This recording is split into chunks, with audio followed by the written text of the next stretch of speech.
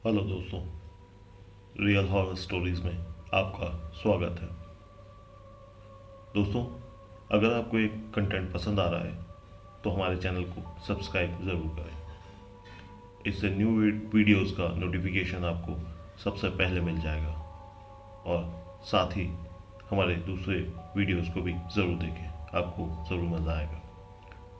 दोस्तों, आज मैं शाउट आउट देना चाहता हूँ उदितांशु पटनायक जी को, जो हमारे न्यू सब्सक्राइबर हैं। आने वाले सभी वीडियोस में हमारे सब्सक्राइबर्स को हम शाउट आउट देंगे, तो मेरी आपसे रिक्वेस्ट है कि जो लोग भी चैनल को सब्सक्राइब करें, कमेंट में अपना नाम ज़रूर डालें, ताकि हम लोग अपने अगले वीडियो में उन्हें शाउट आउट दे सकें।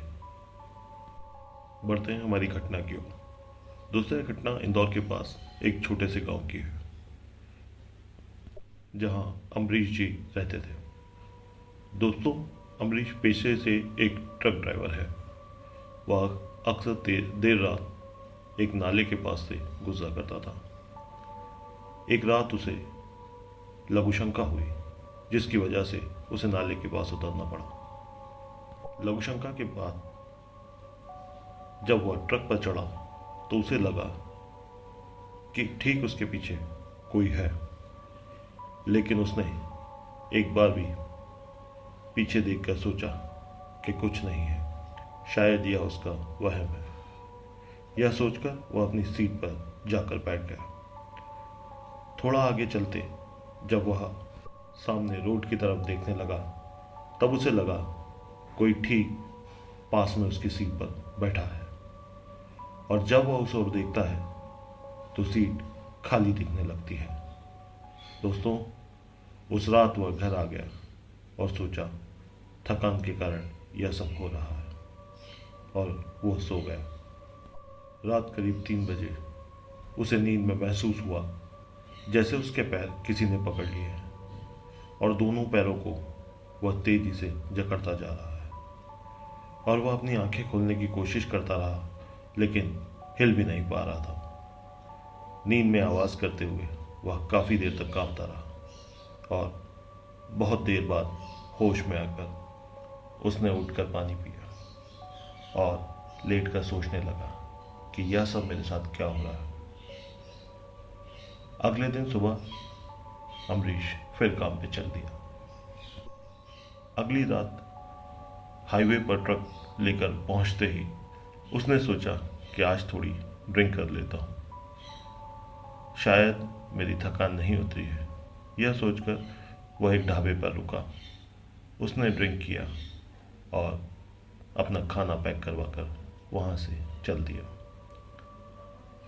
ड्राइव करते करते वह बार बार यही सोच रहा था कि अब फिर से ऐसा क्यों लग रहा है कि कोई उसके पास बैठा है। थोड़ा भयभीत होते हुए अमरीश ने सोचा, मेरी तबीयत ठीक नहीं है, तो कल से अपने पुराने हेल्पर को बुला लूँगा। और उसने अपने पुराने हेल्पर को कॉल किया और जाकर थोड़ा और ड्रिंक करके अच्छी नींद लूँगा, यह सोचने लगा। अमरीश घर पहुंचने से पहले अक्सर उस नाले के पास जाकर रुकता था। उस रात भी उसने ऐसा ही किया। उसने सोचा कि एक बीड़ी पीकर और लघुशंका से निपट कर ही चलता हूँ। वह ट्रक से उतरा और लघुशंका के लिए जाने लगा। तभी उसे लगा उसका शरीर एकदम भारी हो गया। यह सोचकर वह धीरे धीरे लड़खड़ाते हुए एक पुलिया पर बैठ गया कि आज शायद ज़्यादा चढ़ गई है। शायद, लेकिन जब उसने पलटकर अपने बाजू में देखा तो वही हुआ जो नहीं होना चाहिए था। उसने फिर वही आकृति देखी, लेकिन और भी अधिक स्पष्ट, और गौर से देखा तो वहां एक काली आकृति थी। वह जोर से चिल्लाया कि कौन है। यह कहकर वह उठकर भागा। तभी वह आकृति उसके साथ आते हुए खी खी की आवाज करते हुए, जैसे मानो उसे चिढ़ा रही हो, उसके साथ ही दौड़ी। अब अमरीश समझ चुका था कि यहाँ कुछ गड़बड़ है। शायद वह उस रात जैसे तैसे अपने रूम पर लौट आया और ड्रिंक करके सो गया। अचानक रात 3 बजे फिर से उसे किसी ने जकड़ लिया। जब वह जागा तो उसे कोई अदृश्य आकृति बुरी तरह पीट रही थी। वह मानो बेहोश हो गया था। अगले दिन सुबह उसका हेल्पर निर्धारित समय पर सुबह 9 बजे उसका गेट बजा रहा था। जब उसने आवाज़ सुनी तो गेट खोलने के लिए लड़खड़ाते हुए उठकर आया और राजू को बैठा कर पूरी बात बताई। राजू जोर जोर से हंसने लगा। बोला, गुरु, रात की उतरी नहीं। उस्ताद, हो सकता है किसी ने पीटा हो और आप बता नहीं रहे। आज आप आराम कर लो, मैं हूं ना, अब सब ठीक रहेगा। कहाँ जाना है आज फिर? अम्बरीश ने कहा कि रात 9 बजे निकलना है, तू 9 बजे तक आ जाना। वह जब रात को निकले तो अम्बरीश ने राजू को ट्रक रुकवा कर वह नाला दिखाया और बताया यहाँ जो कुछ भी उसने देखा। राजू फिर हंसते हुए बोला कि शायद यह आपका वहम है। अम्बरीश ने राजू को बताया कि सुन, यहाँ मेरा शरीर एकदम भारी हो गया था। ऐसा तो नहीं कि उसने मेरा शरीर में प्रवेश किया हो, वह मेरे साथ हो। यह सुनकर राजू ने मस्ती करते हुए अम्बरीश की चीटी उंगली पकड़कर कहा, बता तू कौन है, तेरा नाम क्या है? राजू जोर जोर से अम्बरीश की खिल्ली उड़ाते हुए कहने लगा। तभी अम्बरीश की आवाज़ एकदम बदल गई और अम्बरीश भारी आवाज़ में गुस्से से अपनी गर्दन इधर उधर घुमाते हुए बोला, मैं बताऊंगा तुझे मैं कौन हूं, पहले बीड़ी दे।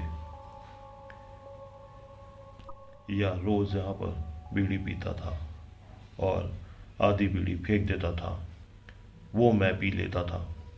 लेकिन कुछ दिन पहले इसने यहाँ पर बीड़ी भी नहीं फेंकी और मेरे स्थान पर लघुशंका के लिए रुका। फिर भी मैं सिर्फ इसके साथ था, लेकिन इसने पी कर और मुझे कुछ नहीं दिया तो मैं इसके शरीर में प्रवेश कर गया। अब मैं तुम्हारे साथ ही रहूँगा। इतना बोलकर उसने राजू का हाथ जोर से मरोड़ दिया और जोर से हंसते हुए अजीब सी आवाज़ में जाकर कूद कर पुलिया पर बैठ गया। यह देखकर राजू घबरा गया तो उसने इशारे से बुलाया, फिर बोला, आ यहाँ बैठ, मुझे भी बीड़ी दे, डर मत, आ जा। उस समय राजू भी डरा हुआ था, लेकिन वह कंफ्यूज था कि कहीं उस्ताद मजाक तो नहीं कर रहे। डरा हुआ राजू हिम्मत करके अम्बरीश के पास जाकर पुलिया पर बैठ गया और अम्बरीश की ही जेब से बीड़ी निकालकर उसने अम्बरीश को दी। बीड़ी पीते ही जोर से राजू की गर्दन अम्बरीश ने पकड़ी और बोला कि तू बच गया आज। हंसते हुए वह वहां से उठ गया। राजू तब भी असमंजस में था कि उस्ताद मुझे डराने के लिए या फिर मजाक में ये सब कर रहे हैं। सोचते हुए राजू भी अम्बरीश के पीछे पीछे हो लिया, लेकिन अम्बरीश ट्रक पर असामान्य तरीके से चढ़ा। राजू ने जब यह देखा तो वह समझ गया था कि इस तरह कोई सामान्य व्यक्ति नहीं चलता और उस्ताद का तरीका तो ऐसा कभी नहीं था, लेकिन वह समझ नहीं पा रहा था। मगर पीछे पीछे वह भी ट्रक पर चढ़ गया। अब ट्रक राजू चला रहा था। राजू ट्रक चलाते चलाते अम्बरीश को देख रहा था। वह एकदम चुपचाप बैठा हुआ था। थोड़ी देर दोनों गुमसुम चलते रहे। हाईवे पर आते जाते राजू ने कहा, उस्ताद, क्या यहाँ ढाबे पर खाना खा लें? मगर अम्बरीश ने कोई जवाब नहीं दिया तो राजू ने सीधे चलने का फैसला किया, लेकिन अम्बरीश ने गुस्से से ट्रक का स्टीयरिंग ढाबे की ओर मोड़ दिया। राजू देखता रह गया। अम्बरीश और सहमा हुआ राजू दोनों खाने के लिए ढाबे पर जाकर बैठ गए। अमरीश ने राजू को किसी जंगली जानवर की तरह घूरना शुरू कर दिया और नॉनवेज देखकर वह किसी जानवर की तरह बिहेव करने लगा। अमरीश ने हफ्सियों की तरह ड्रिंक भी की और यह देख ढाबे के आसपास बैठे लोग उसे अजीब नज़र से देख रहे थे। राजू घबरा गया था। वह समझ गया था कि कुछ तो है जो ठीक नहीं है। शायद उस्ताद ठीक बोल रहे थे। सोच में पड़ा राजू, अब क्या करना चाहिए मुझे? क्या रात यही काट लें? लेकिन मजबूरी थी, सामान तो कल सुबह तक डिलीवर करना ही था। मजबूरी में वह चुपचाप ट्रक पर आकर बैठ गया। जब तक अमरीश एक सामान्य मनुष्य की क्षमता से कहीं अधिक खा चुका था। कई बार हॉर्न और सायरन देने के बाद अमरीश ट्रक पर लौटा और दोनों वहां से निकल गए। अमरीश चुपचाप एक ही जगह पर घूरते हुए और डरे हुए राजू ने बहुत तेजी से ट्रक दौड़ाया और सुबह सामान डिलीवर किया। राजू सोच रहा था कि कैसे भी बस यहाँ से लौट जाएं, उसके बाद उस्ताद के साथ कभी नहीं आऊँगा। रास्ते में दिन के समय अमरीश सोता रहा। जैसे ही अंधेरा हुआ, देर रात वह उठ गया और बेवजह हंसने लगा। राजू बुरी तरह डर गया था। तभी अमरीश ने राजू की तरफ गुस्से में देखा और बोला, डर क्यों रहा है? तूने तो मुझे खुश कर दिया। अब मैं तेरे साथ रहूंगा हमेशा। तुझे छोड़कर कभी नहीं जाऊंगा और ना तू मुझे छोड़कर जाएगा। अब बोल कि तू क्या चाहता है। तू मुझसे कुछ मांगेगा तो वो मैं तुझे दूंगा। और फिर जोर जोर से हंसने लगा। राजू बुरी तरह से डरा हुआ था। वह कुछ नहीं बोला। अमरीश ने उसे गुस्से से फिर घूरने लगा। तब राजू ने कहा, उस्ताद जल्दी अपने शहर पहुंचते हैं, मैं थक गया हूं। सुनकर अमरीश ने कहा, गाड़ी रोक। राजू ने गाड़ी रोक दी। अमरीश ट्रक से उतरा और उसे उसकी सीट पर आने को कहा। अमरीश अब ड्राइविंग सीट पर आ चुका था। असामान्य तरीके से अमरीश ने ड्राइव करना शुरू किया, मानो अब गाड़ी हवा से बातें कर रही हो। राजू बहुत डर गया था। जैसे तैसे वह इंदौर पहुंचे और फिर वही हुआ जिसका राजू को डर था। अमरीश ने नाले के पास ट्रक रोक दिया और वह ट्रक से उतर गया और राजू से कहा, चल तीनों बीड़ी पीते हैं। हंसते हुए राजू को धक्का दिया आगे की ओर। बोला, डरता क्यों है? चल आ जा। यह आवाज अमरीश की नहीं थी। दोनों पुलिया पर बैठ गए। राजू ने डरे हुए कपकपाते हाथों से अमरीश को बीड़ी दी। राजू खामोश था, मगर अमरीश ने उसे घूर कर देखा और रोने लगा। डरा हुआ राजू हिम्मत करके बोला, क्या हुआ उस्ताद, आप रो क्यों रहे हो? मुझे डर लग रहा है, बहुत डर लग रहा है। अमरीश फिर से हंसते हुए बोला, डरता क्यों है?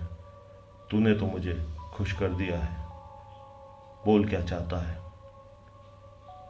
राजू जानता था कि उस्ताद ने अभी अभी कहा कि आजा तीनों बीड़ी पीते हैं, अर्थात हम दोनों के साथ तीसरा कोई और भी है। फिर राजू ने हिम्मत करके बोला, आप जो कोई भी हो, मैं चाहता हूं कि उस्ताद को बरी कर दो। मुझे भी डर लग रहा है। हमें माफ कर दो, हमें जाने दो। आप जो भी हो, आप अपने स्थान पर ही ठहर जाओ। राजू ऐसा कहकर रोने लगा। तब अमरीश की बदलने लगी और उसने अजीब सी आवाज में राजू से कहा, छोड़ तो नहीं पाऊंगा तुम दोनों को। तब राजू ने पूछा कि उस्ताद की क्या गलती है, उन्हें क्यों पीटा? तब अमरीश ने राजू को बताया, इसने मुझे एक दिन बीड़ी नहीं दी और इसने मेरे स्थान पर लघु शंका के लिए रुका। मैंने इसे माफ़ कर दिया था क्योंकि यह आधी बीड़ी इस पुलिया पर फेंक दिया करता था पहले। लेकिन उस दिन इसने नॉनवेज खाया, ड्रिंक भी की, लेकिन आधा हिस्सा मुझे नहीं रखा, इसलिए मैंने इसे पीटा, जबकि यह जानता था कि उस दिन मैं इसके साथ ट्रक पर आया था। तब राजू ने हिम्मत करते हुए पूछा, उस्ताद को कैसे पता था कि आप उनके साथ आए हो? तब अमरीश ने राजू को बताया कि जब यह पलटा, मैंने इसे अपनी मौजूदगी का एहसास दिला दिया था। मैं कई दिन इसके साथ ट्रक पर ही था और वो जान गया था यह बात, लेकिन इसने मुझे नाराज़ कर दिया था। या पहले कभी मुझे बीड़ी फीक कर दे दिया करता था, इसलिए यह बात वहीं ख़त्म हो जाती थी। लेकिन मैं तुझसे बहुत खुश हूँ। मैं यहीं रहता हूँ, इसी पुलिया के आसपास। तुम्हारा पीछा तभी छोड़ूंगा जब तुम मुझे यह मुर्गा और दारू ला कर दोगे, याद रखना। और नहीं तो मैं खुद आऊँगा तुझसे मिलने। हा हा हा, यह कहकर वह हंसने लगा। राजू ने रोते हुए हाथ जोड़े और बोला, ठीक है, अब उस्ताद को छोड़ दो। अमरीश बदली हुई आवाज़ में बोला, तूने तो मुझे तृप्त कर दिया है, जा ले जा इसको, पर भूलना मत। बस यह कहकर अमरीश बेहोश हो गया।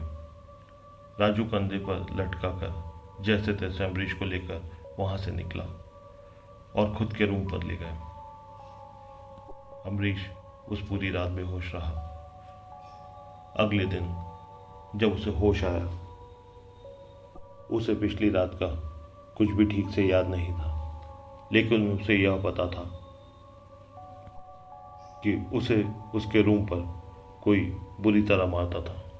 उसने राजू से कहा, अच्छा हुआ छोटे तू मुझे तेरे घर ले आया। वहाँ मेरे रूम पर कोई मुझे बुरी तरह मारता था। कोई मेरे साथ था जो अदृश्य था।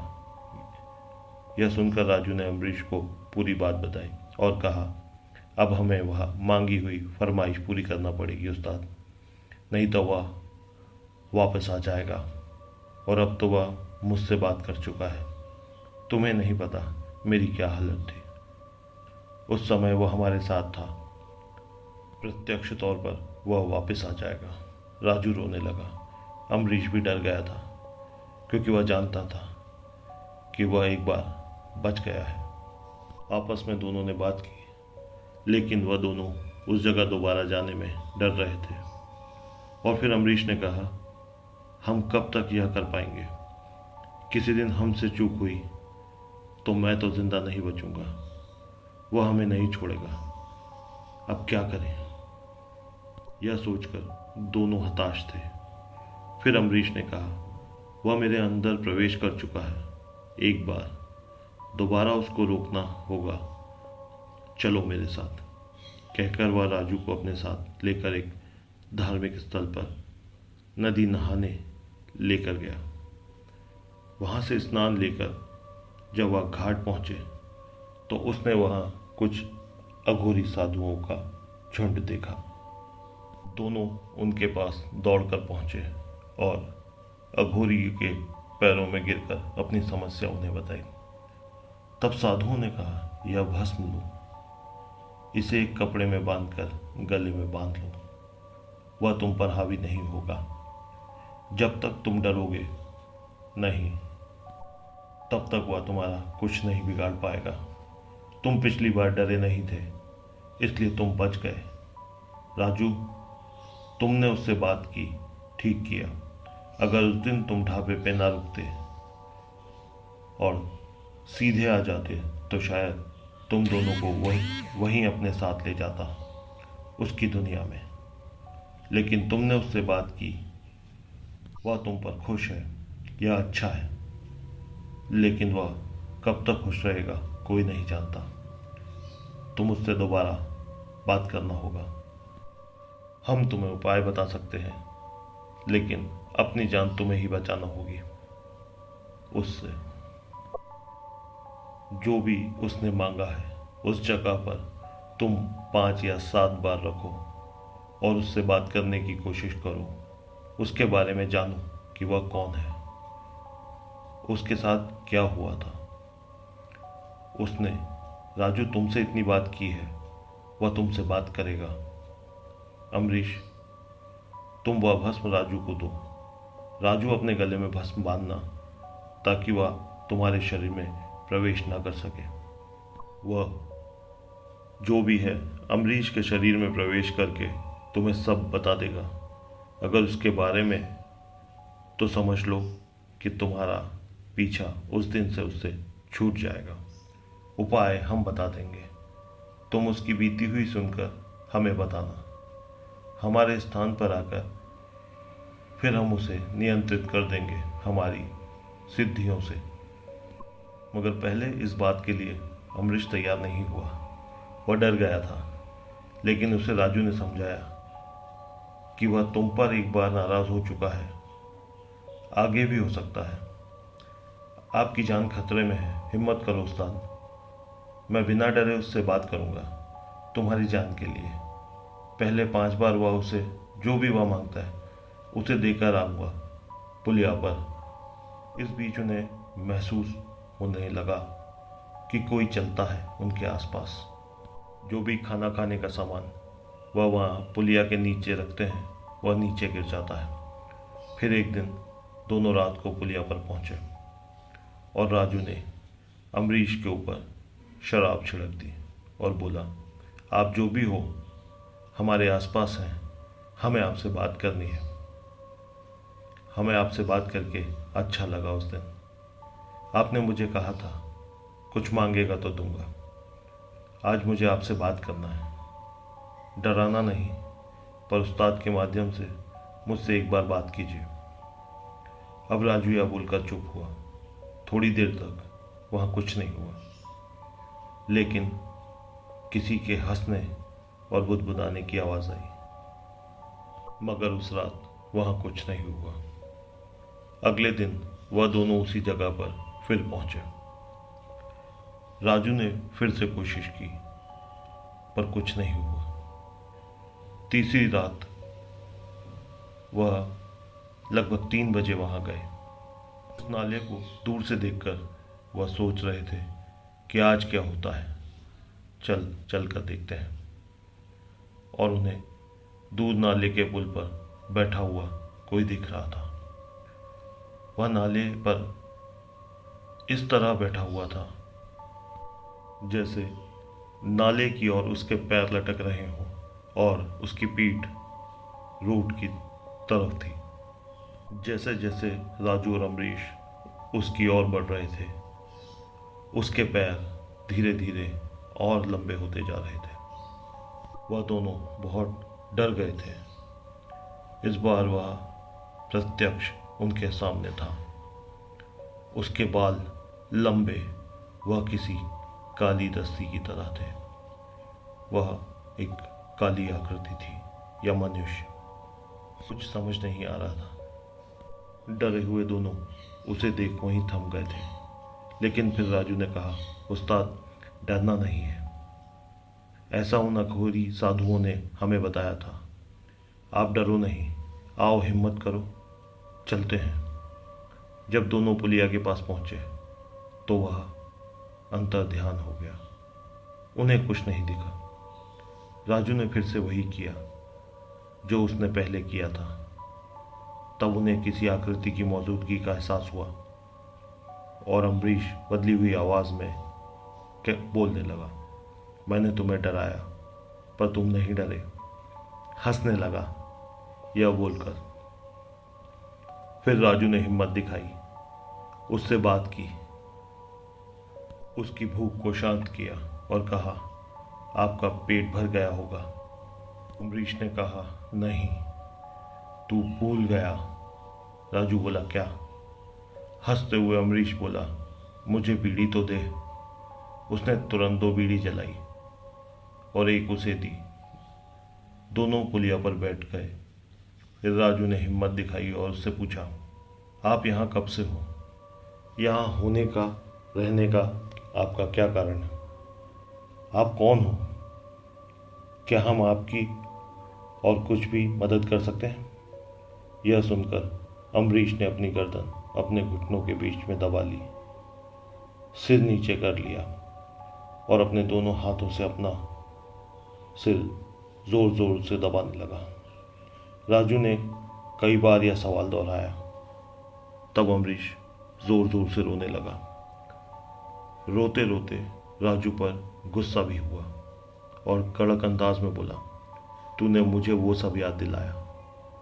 बड़ी बड़ी लाल आंखें लिए गुस्से में अम्बरीश कभी रोता तो कभी खामोश हो जाता।